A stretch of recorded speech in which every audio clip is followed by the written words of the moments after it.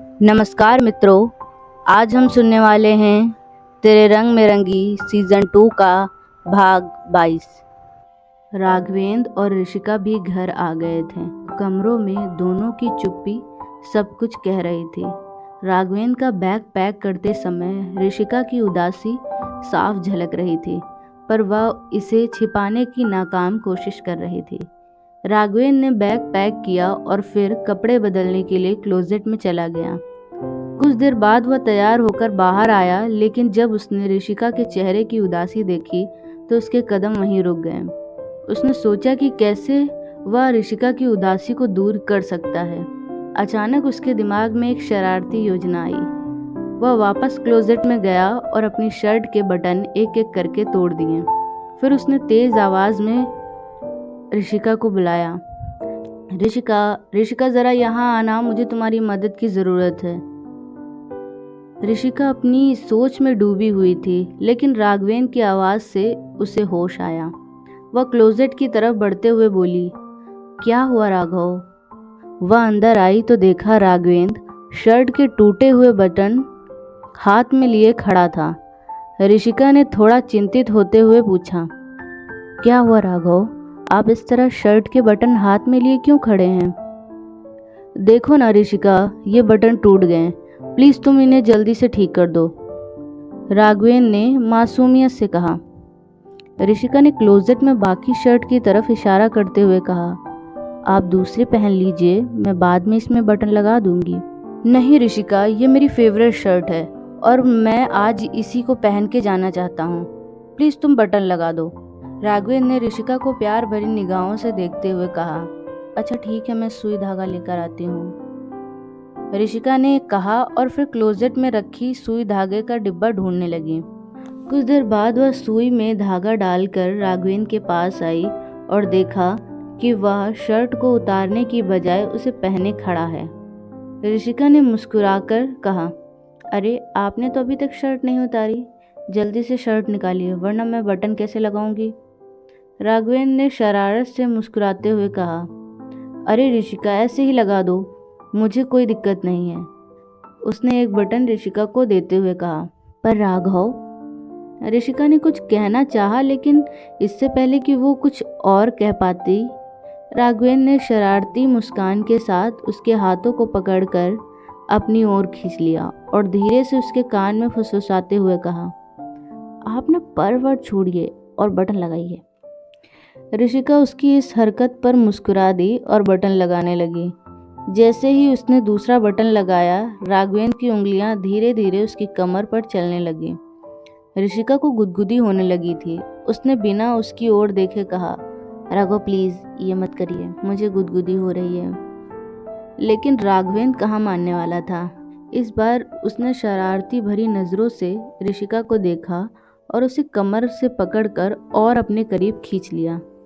ऋषिका जो बटन लगा रही थी वो चौंक गई और उसके हाथ की सुई अचानक ही राघवेंद्र के सीने में चुभ गई। उसके मुंह से एक हल्की आह की आवाज निकली, जिससे उसकी मर्दानगी पर थोड़ा सा असर पड़ गया। ऋषिका ने उसे गंभीर नजरों से देखा और कहा, ये लीजिए आपकी हरकतों का नतीजा, अब चुपचाप बैठिए। वो उसके सीने पर फूंक मारने लगी जैसे कि दर्द को उड़ा रही हो। सुई राघवेंद्र को चुभी थी, पर दर्द ऋषिका के चेहरे पर झलक रहा था। राघवेंद्र ने थोड़ा इठलाते हुए कहा, अरे ऋषिका, ये छोटी मोटी सुइयां राघवेंद्र सिंह को चोट नहीं पहुंचा सकती। अच्छा, अभी तो उछल पड़े थे जैसे कोई सुई ना बिच्छू ने काट लिया हो, ऋषिका ने चुटकी लेते हुए कहा और धागा अपने दांतों से काटने लगी। राघवेंद्र ने अचानक से अपने बालों को पीछे झटका और कहा, वो तो बस अचानक से चुभ गई, इसलिए थोड़ी सी आह निकल गई। ऋषिका ने उसे हंसी से भरपूर नजरों से देखा और कहा, अच्छा तो फिर अब और कोई शरारत नहीं, वरना अगली सुई भी तैयार है। राघवेंद्र ने मुस्कुराते हुए कहा, जी हुजूर, अब कोई हरकत नहीं, पर अगली बार ये सुई वाले खेल मत खेलना, दिल का मामला है। हमें पता है ये दिल के मामले हैं, इसीलिए आगाह कर रहे हैं, वरना इस बार सुई सीधा दिल पर लगेगी। ये बोलते हुए ऋषिका ने राघवेन के चेहरे की तरफ देखा। राघवेन ने ऋषिका को मुस्कुराता देखा तो उसके दिल को एक सुकून मिला। वो पास ही पड़े काउच पर बैठ गया और ऋषिका को अपनी गोद में बिठाकर कहा, आप ना बस ऐसे ही मुस्कुराते रहा करिए, आपके चेहरे पर उदासी अच्छी नहीं लगती। ऋषिका ने राघवेन की ये बात सुनी तो उसकी आंखों में देखने लगी। उसे याद आया कि राघवेन उससे दूर जा रहा है। इस बारे में सोचकर एक बार फिर उसका मन उदास होने लगा। ऋषिका को फिर से ऐसे उदास होते देख राघवेन ऋषिका के माथे पर किस करके कहता है, ऋषिका, अगर तुम नहीं चाहती तो मैं नहीं जाऊंगा। मेरे लिए तुमसे ज़रूरी कुछ नहीं है। मैं अपने असिस्टेंट को फ़ोन करके मना कर देता हूँ और उसे अपने हिसाब से सब कुछ हैंडल करने को कह देता हूँ, पर प्लीज़ तुम ऐसे उदास मत हो। सॉरी राघव, मैं अपनी भावनाओं को आपके काम के बीच लेकर आ रही हूँ, पर अब मैं ठीक हूँ, आप जाइए। ऋषिका ने राघवेन की गोद से खड़े होकर कहा और एक फीकी स्माइल करने लगी। ऋषिका की ये बात सुनकर राघवेन अपने दिल पर पत्थर रखकर तैयार होने लगा। तैयार होने के बाद राघवेन ऋषिका का एहसास अपने साथ समेटने के लिए उसके होठों पर किस करता है और फिर कमरे से बैग लेकर चला जाता है।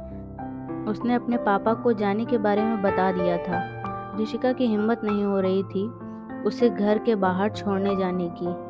वो अपने कमरे की बालकनी से खड़े राघवेन को कार में बैठते देख रही थी। राघवेन ने एक नज़र ऋषिका की तरफ देखा और कार में बैठकर चला गया। उसके जाने के बाद ऋषिका बिना डिनर किए ही सो गई। निर्मला जी राघवेन के कमरे में आईं तो देखा ऋषिका सो रही है। ये देखकर वो कमरे से चली गई। सनी की आंखें खुली तो उसकी नज़र सबसे पहले सोफे पर गई, जहां पर समीक्षा नहीं थी। ये देखकर वो जल्दी से बेड से उठा और बाथरूम के पास आकर देखा तो पाया बाथरूम में कोई नहीं था। वो जल्दी से कमरे के बाहर आया और नीचे आ गया। उसने किचन में काम कर रही अपनी माँ से समीक्षा के बारे में पूछा तो उन्होंने कहा, समीक्षा कमरे में नहीं है क्या? नहीं माँ, वो कमरे में नहीं है। मुझे लगा आपको पता होगा, सनी ने परेशानी से कहा।